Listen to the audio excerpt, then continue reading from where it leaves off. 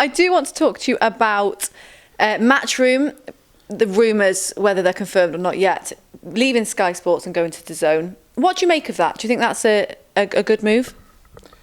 A 9-figure deal. It's the worst kept secret in boxing. Yeah, nothing's confirmed, but we all know. And yeah, I mean, one thing Eddie has done since being given the reins, firstly by Barry, but also by Sky when they made Matchroom their exclusive promoter. Boxing wasn't what it is now back then. And all of a sudden, Kell Brook started filling out thousands in an arena, and all of a sudden, 5,000 or 10,000 for a Saturday night show became the norm. It was never like that. And you've got to give him, you've got to give Eddie a lot of credit for putting the graft in, because he did.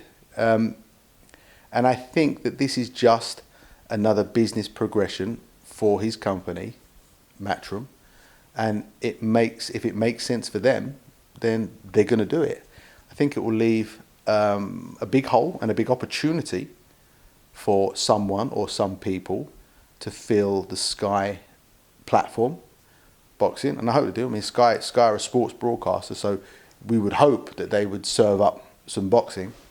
And I think over the next few weeks, it's going to be interesting to see the jostling for position that probably won't play out until the end of the year. Do you think that Sky will stay with boxing? Because I mean, there's talk that they won't. I'm a subscriber, and I would damn well hope so. Yeah, because you can't say that football is the behemoth, right? Football is everything.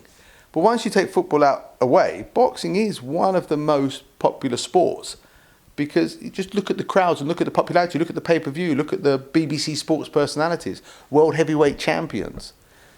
All the world heavyweight championships are here. So I think it would be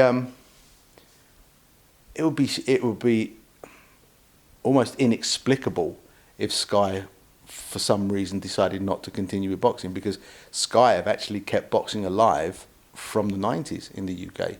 So I'd be surprised if they didn't.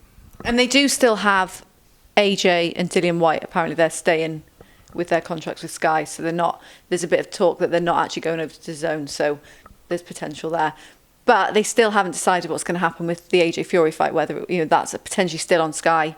They're not sure. But as we talk about that fight, we're still not sure if it's even happening. People are saying yes. Eddie's maintaining it's going to happen in the next sort of coming months. Bob Arum's now saying he's pessimistic about it happening. Do you think that it is going to happen July, August? And if it does, what do you make of it? Yes, I think it will happen. It will be the biggest thing. It's a shame that it won't take place over here. That's Wembley Stadium, and that's 80-odd thousand. But that's not our lives at the moment now. So if it means that financially it goes abroad, then that's how it's going to be. But I still think it will be I can see that being the singular biggest revenue generator in the UK of any boxing match in history. I think that's what it will be. Do you think that if it wasn't for COVID, we would even have it in this country anyway? Even if we could have a full Wembley Stadium or wherever it is in the UK, do you think it would still be over here, or do you think that there's too much money elsewhere? It's probably irrelevant. That's probably an irrelevant question. Yes, I think 85,000 people at Wembley, and the ticket prices that it would obviously generate. Yeah, I think that would be the case, but that's not the case because we are in this COVID situation. So it's a shame. What do you make of the fight? How do you see it playing out? I'm not going to necessarily ask you a prediction, but how do you see it going? Do you think it's going to be an entertaining fight? It's not going to just be over straight away? Anything can happen in boxing, and even more extremely in heavyweight boxing, so it could be over straight away.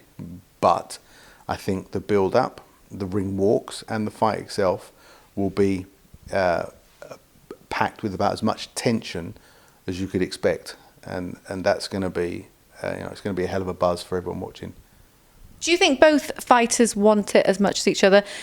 I think today, Fury has done a post saying that he doesn't think AJ wants it. He's trying to, prolong it, not actually go through with it. Yeah, I mean, I wonder, like Tyson and Bob Arum are very shrewd individuals, and I just wonder if Eddie is the one that at the moment is negotiating the venue contract because he's the one that's got the venue that's paying the most, then they're probably just trying to jivvy him up a little bit by sort of casting doubt on his ability to deliver. They're waiting for, my understanding is they're waiting for drafts of contracts, and that can be a bit frustrating. But if Eddie's the one doing it and they're the ones waiting, then quite rightly they're going to be saying things publicly to try and hurry him along a little bit.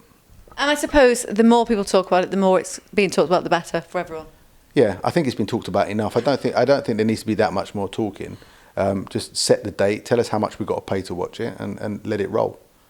And can I get a prediction from you? I think Tyson Fury wins. By stoppage? It's heavyweight boxing. And you can't, neither of them have been stopped. They've both been dropped, but neither of them have been stopped. So it'd be unfair to say it will be by stoppage. I do think it will be a hell of a fight. I think that Tyson poses a unique dilemma that AJ hasn't faced yet. And if you look at Tyson Fury's first fight with Deontay Wilder, and he then moved to Sugar Hill and adopted a more Kronk mentality, the difference he was in the second fight genuinely blew my mind. I never thought that someone mentally could make that much of a transition from being almost an overly cautious, long-armed, moving heavyweight to a